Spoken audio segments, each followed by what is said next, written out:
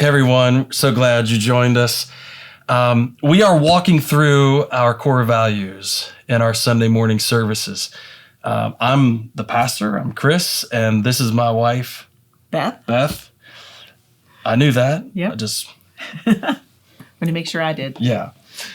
So we thought it would be neat if we just took a few minutes and talked to you about core values, not about how they apply to the church, but how they apply to our relationships, specifically how they apply to our marriage and how they apply to raising kids, which if you have toddlers or even teenagers right now, you're probably thinking unity is not something that you could probably accomplish, but we want to give you maybe a few pointers on those. So Jesus prayed, John records a prayer Jesus made for us, that we would be one, that we would be in unity as him and the Father were in unity. So John chapter 17, verse 2, it says this, "My prayer is not for them alone.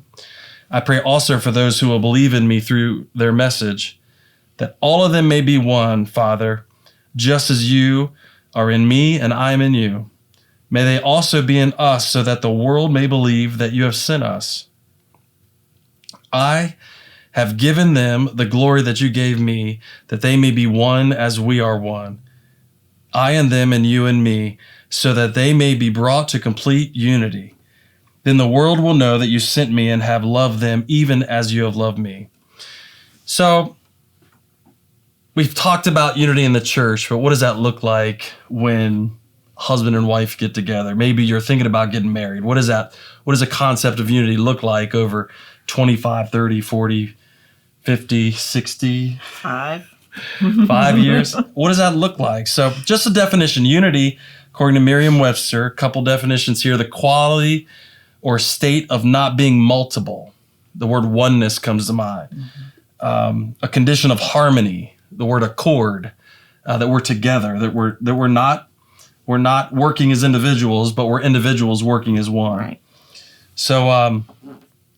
So this is our definition of marriage: when a husband and wife, a man and a woman, two individuals come together as husband and wife and live as one. They don't give up their individual identities. You didn't give up your identity, and I didn't give up mine. But they unite together to fulfill the purpose that God put out for them. So why don't you talk about United Vision and how that's so important? Because now we're married. Right. Now what? Right. So just because you've joined together physically doesn't mean that you've joined together spiritually or emotionally. So it's important that you're on the same page, that you are keeping that individuality, but then making sure that you're using that, bringing it together for a common purpose, for whatever that is, that purpose that God has for you in marriage. Yeah. So it's, it's a matter of, it's just us, you being able to come together. That's it. Yeah. Yeah. So in our world, now in our culture now, it's super easy to get together physically. All the boundaries are down for that in our culture. But God didn't just intend to us to be together physically. His ultimate goal was that we be one, united in spirit, emotionally, intellectually, the whole 9 yards, that we would be one. So we're two individuals with unique personality types, and we're two opposite ends of the spectrum personality types.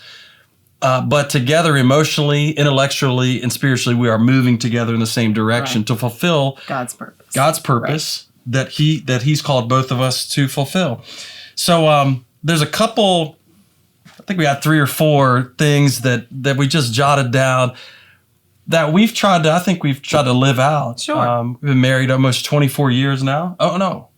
Almost 25 years. So there's a couple things that I think, I don't know that we were super intentional about it in the beginning, but as the years went on, we started realizing that these were keys to us moving in the same direction and hearing the voice of God moving together towards that thing. And we had people in our lives too that helped to model that and helped to. I mean, that was important for us. We didn't just come up with it on our own. We saw people, or we had people speak into our lives that we learned some of those lessons from. Yeah, anybody that's been married 20 years longer than you, or 40 years longer than you should probably listen if they're still together and they like each other, moving in God's direction. Listen to them. Listen to them. So one of the mistakes right up front is not being humble Right. in the relationship. Right. The 50-50. Everything has to be 50-50. It's got to be equal. It's got to be fair. And that's not true. Yeah. So that's a common misnomer about marriage relationship, that everything is just cut right down the middle, 50-50, and you have yours and I have mine, and you have your time and I have my time. And you spend this much money, I get to spend that much money. Yeah. Right? Well, so if we're going to fulfill God's purpose as a couple, there's going to be moments in that relationship where maybe I can't give even 50%. Or you can't give 50%, and so it's not 50-50. It's really like 100. I don't think it's ever 50-50. Ever. It's usually at least 60-40. That's probably one way or the other. Yeah. So I think what we're trying to say is the relationship ebbs and flows. Right. It's not ever a stagnant. Well, we're both equally in everything, but over 20, 30, 40 years, there's going to be times where I'm giving more, and there's going to be times where you're giving more, or I'm sacrificing something that I think is valuable, or you're doing the same thing. So we've experienced that over the years. Maybe there's an illness, maybe there's an extenuating circumstance where one spouse has to give more. Right. So humility plays into that. When I realize, first of all, I can't get it my way all the time. I can't demand things of my spouse. I can't demand 50. Well, you had your time. I'm going to get my time now. That's not a humble approach to marriage or relationship. So it may not look fair at the time, and we live in a culture where everything has to be fair, and marriage a lot of times is not on the surface fair. So what we've tried to do over the years is say, you know what, this isn't about me. This is not just about me. The humility to say, it's just not about me as an individual. I came into this relationship and we want to move in this direction. And so sometimes moving in that direction is going to be less of me and more of her, or more of me and less of her. More of her or less of him. I like the first one. Yeah. So humility is a big thing, putting others first. That's all through the Gospels. I don't think you can have unity in anything unless you're willing to put somebody else's needs and cares first. So there's another thing. If you've been in any relationships, much less a marriage relationship, conflict is coming. Conflict is coming. There's no way to avoid it. If you're not having conflict, then you're just not communicating at all. Right. And so it's naive to think you're not going to have it. So when you have it, I wrote down a little thing called argue for the team, not against it. So this kind of links back to what we just said, humility. Like, are we going to argue for the team, or am I just going to argue for me? And so being humble enough to put us first. So conflict is coming. So we have to make a decision. When we get in a conflict, am I going to fight for me to win? That she's going to fight for her to win? Or are we going to try to come to a solution where, as a couple, we win together? We're fighting for the team. Yeah, I think one thing to do is when you do experience that conflict that is coming, is to almost, I don't want to say embrace it, that's kind of a bad word, but to be able to see like the beauty beyond it. And to be able to understand that, okay, this is going to happen, and we're going to walk through it, and that's part of having that unified vision that, okay, we're going to have this conflict, but I know it's not about me winning or him winning, and it's about us winning, and that usually just sort of projects you forward. Yeah, so look, I figured out that if I win the argument and my spouse loses, that's still a net loss. Right. That's still, at the end of the day, that's still a loss for me. Right. Because now she's mad. I might have gotten what I wanted, but at the end of the day, it didn't propel us towards what God has for us. So making sure when we have conflict, when we have conflict, that we're arguing for the team, we're moving in God's direction, and set up boundaries in those in those conflicts. How you definitely need the boundaries to be. You just can't cross the line. That's it, ever. Yeah. So the conflict we have now is different than the conflict we had 25 years ago. Sure.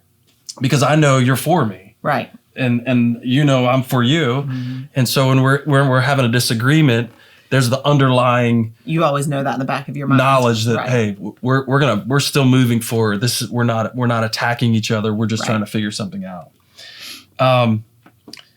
This is a big one, I think. This next one is a big one. I call it willing to change together, being willing to change together.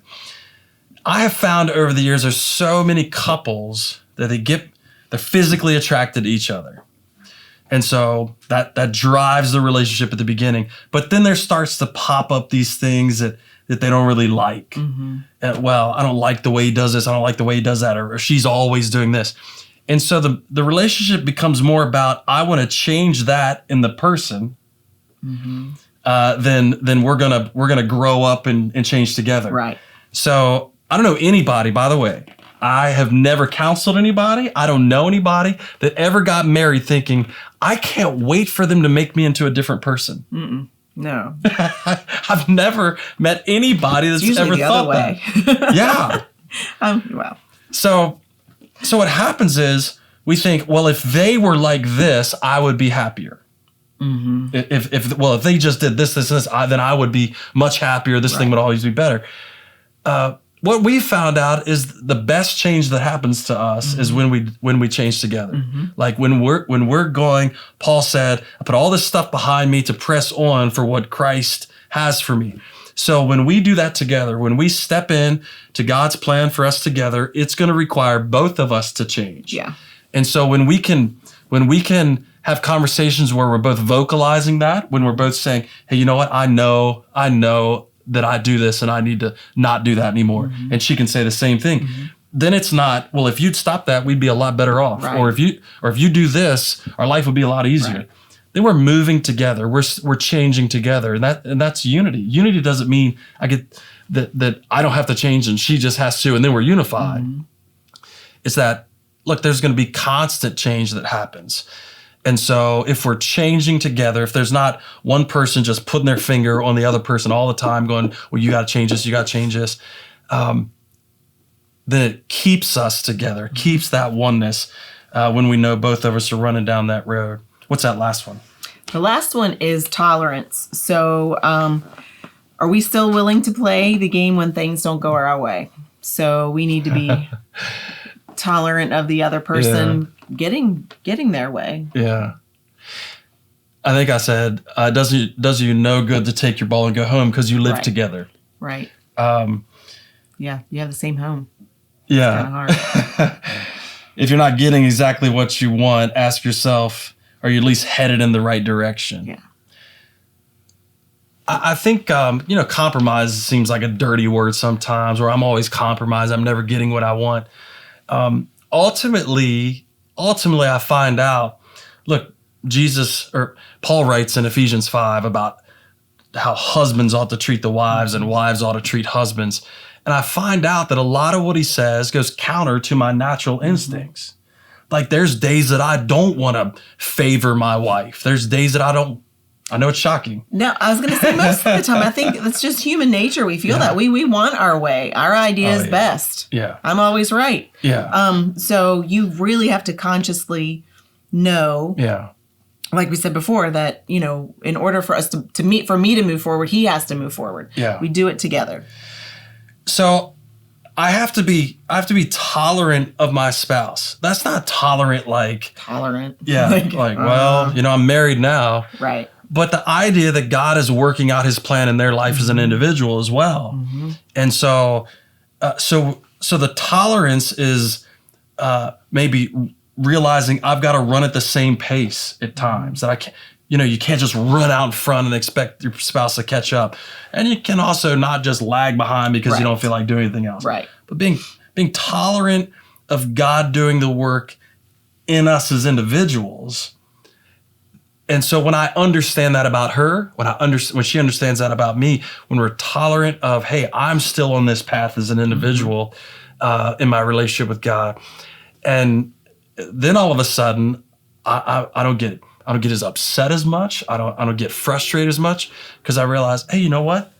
God's working it out with her, and then we get the ability to work it out together, and that's actually a privilege. That's actually a good thing. And so there's just about 4 things right there that I think at the end of the day just feed into unity in a family and in a marriage. And so whether you're thinking about getting married or whether you've been married 40 years, if you've been married 40 years, you're probably just rehashing these. But if you're thinking about getting married or you've been married for a few years and you feel like it's, maybe not running in the right direction, maybe there's just feels like there's some disconnect. Watch this again. Look through these and figure out maybe you haven't been tolerant enough with your spouse. Maybe you haven't been understanding enough. Maybe you've been thinking like, if they just changed, it'd all be better. Maybe you haven't sat down long enough and asked God what's the direction you want us to go together. That's a big deal for us. Right. There was a lot of sacrifices that we made to walk through, and you made a lot of them in some seasons, and I made a lot of them in some seasons. So a lot of choices that we made together to follow the call of God that He has for us as a couple, and so those are super important things. So thanks for tuning in, and keep watch. All of these next couple of weeks, 5 or 6 weeks, we'll have more of these videos about how these core values unfold in our marriages.